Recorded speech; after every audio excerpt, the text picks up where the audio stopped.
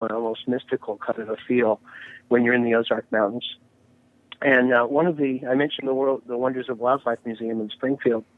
There's a gentleman there who operates that business, who has other properties in the south of the state that people can visit that are just remarkable and beautiful. One of those I'll bring attention to is called Dogwood Canyon, and it's a 10,000-acre wilderness reserve, so 10,000 acres, with very little on it except bison and elk and longhorn cattle that he keeps there for people to see. And he's created a few miles of paved, to your point earlier, paved, easy to travel on trails. So the wilderness areas really get people have an opportunity to see wilderness and animal life without having to be specialists and have to be in certain kind of shape to get there. So you can ride your bike, you can take a tram, you can take a Jeep, and come up into some of these areas. It's privately owned and it's very beautifully kept. And it's probably shows, maybe from a visual standpoint, some of the best views in the state of Missouri. Checking it out before you check in on the John Guinn Travel Show on ukhealthradio.com.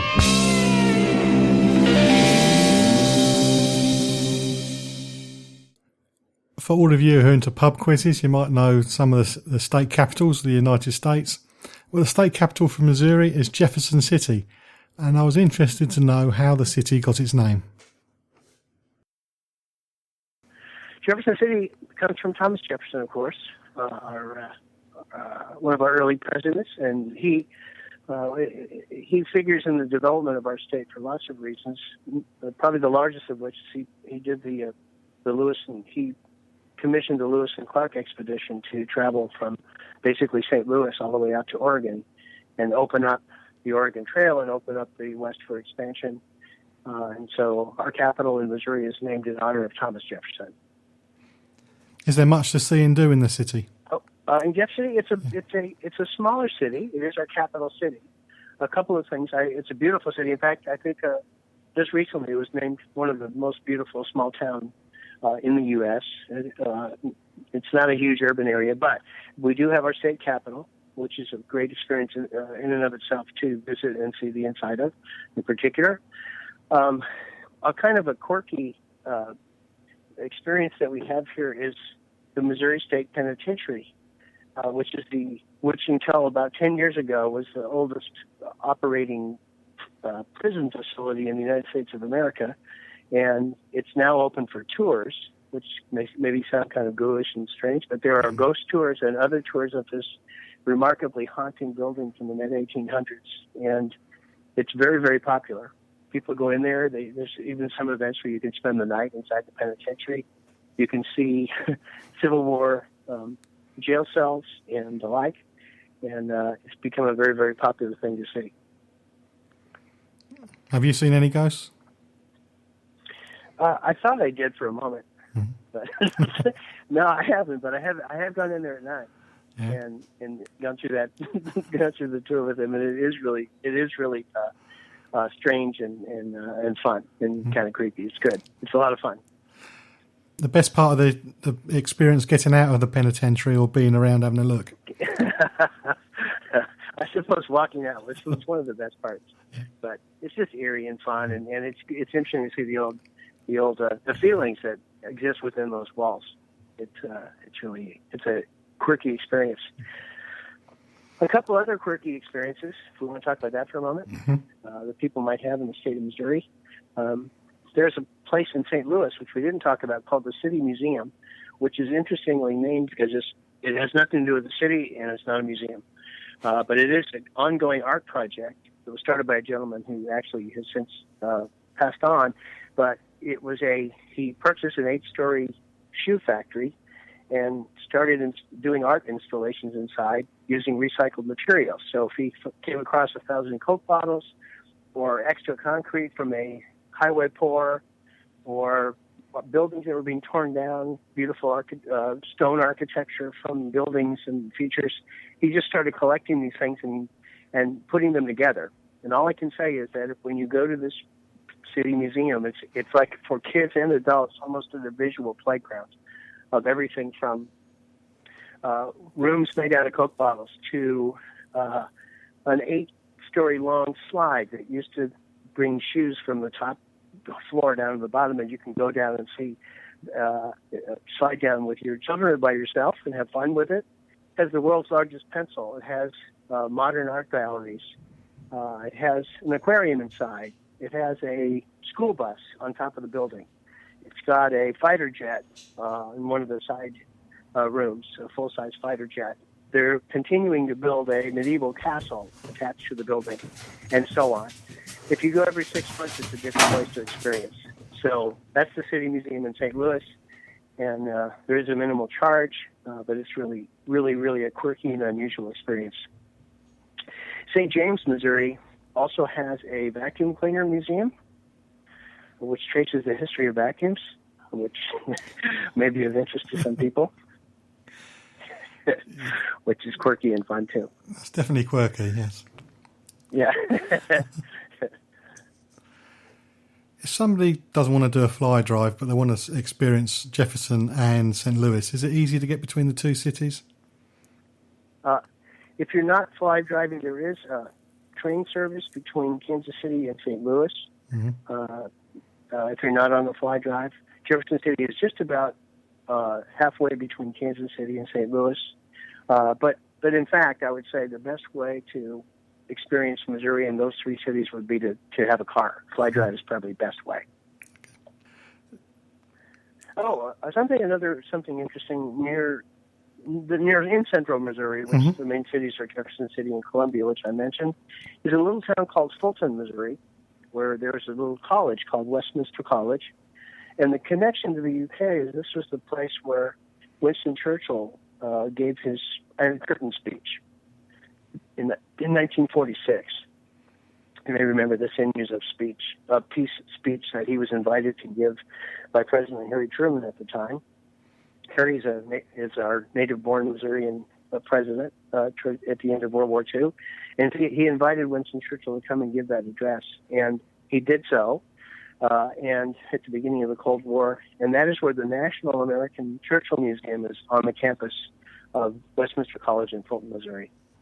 So it's a very fine, small, but very well done Churchill Museum here. So mm-hmm. It might be of interest to your visitors. I know you have plenty of things about Churchill in the UK, but to see the American tank and also to be associated with that historic speech, and it's very well attended and beautifully done. On a less serious note, I always have food mentioned on my show because a figure like mine takes plenty of maintenance. Is there a state dish or drink? And if there is, what's the best place to sample it? A state dish or drink, yes. Yeah. Certainly the thing that comes up is barbecue. And while lots of places in the U.S. claim to have the best barbecue, we are the ones that actually have the best barbecue. In either Kansas City or St. Louis or anywhere around the state. There's Gates Barbecue or Arthur Bryant in Kansas City, and what I mean in Jack Stack in Kansas City. And these places would range from a nice sit-down kind of barbecue joint to a place where you'd have paper plates and have wonderful, tasty, salty, greasy barbecue in a very modest situation, and they're all wonderful and great. That's a state dish. St. Louis has that as well. I would call attention to a restaurant called Pappy's in St. Louis that probably has the best St. Louis barbecue. Really, really good. The St. Louis barbecue tends to be a little saucier, but they both have a very good flavor. As far as drinking is concerned, we have 130 wineries and dozens and dozens and dozens of microbreweries. So I'm not sure we have a state drink exactly, but we certainly have a proliferation of choices and very good ones at that. We do have a state grape that only is grown in Missouri by the name of Norton, and it's a robust red wine, comparable maybe to a Cabernet, that has kind of more of a Missouri flavor to it. So those are some of the things that would be enjoyable. And the last thing, I guess, is whiskey is coming back to Missouri post-Prohibition, and there are a number of distilleries opening in the Kansas City area that are happy to provide American whiskey made here in Missouri, and that's becoming quickly known as a cocktail capital of the state in the Kansas City area. You've covered an awful lot in this short time, and there's still plenty more to find out. Where's the best way to find out more information about Missouri? I would go to our website as a place to start, visitmo.com, so that's visitmo.com.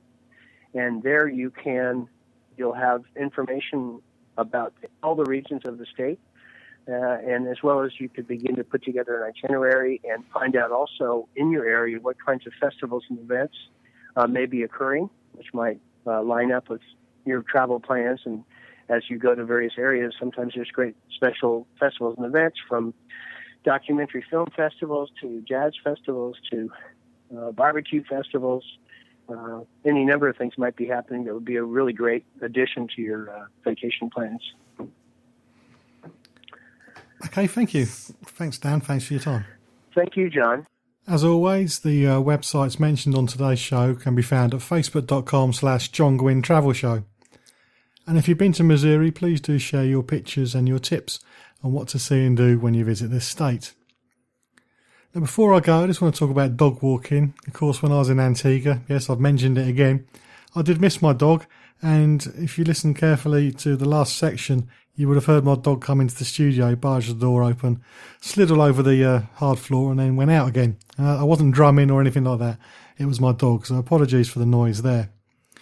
But I did miss him, and I did mention a few years ago about a dog walking scheme in the Cayman Islands. Well, now there's a similar scheme in Hawaii. And although holidays are a time to relax and indulge yourself, there's always something missing when you're a dog owner and you haven't taken your dog with you. And here could be the answer. There's a lot of stray dogs in Hawaii, in the Hawaiian Islands, and adopting them can be troublesome because of the lack of population, to be honest. So the Kenai Humane Society, I bet I pronounced that wrong, have come up with a scheme to make adoptable dogs more visible and to give them a better shot of finding a home. They call it a field trip program, and it allows visitors and locals to pick up shelter dogs in the morning, take them to the beach on mountain hikes, or even act as therapy animals. So you're renting a dog while you're away on holiday. Each dog has an Adopt Me vest, so whether or not you intend to take the dog home, which if you're in the UK it's going to be difficult, everyone you meet knows that they're ready for a forever home. The website's goal says, the KHS website says the main goal of the program is for you to enjoy the natural beauty of the Garden Island, Hawaii, and get your dog fixed by taking one of our shelter dogs on your adventure. And if you're American, you're listening to this, you do get help from the Humane Society to get the dog back to the mainland, and around 4 dogs per month are adopted off island. So the help with the travel arrangements could be very useful. If you've ever been away on holiday and you've missed your own dog, but you've managed to be able to look after somebody else's dog or walk on a stray or whatever it is, please do share your experience at facebook.com/John Guinn Travel Show. That's the end of this week's show. My voice is slightly going. I think it's the cold weather when I came back from Antigua. Got it in again. And I do hope you can join me next week on the John Guinn Travel Show on ukhealthradio.com, where each week I'm checking it out before you check in.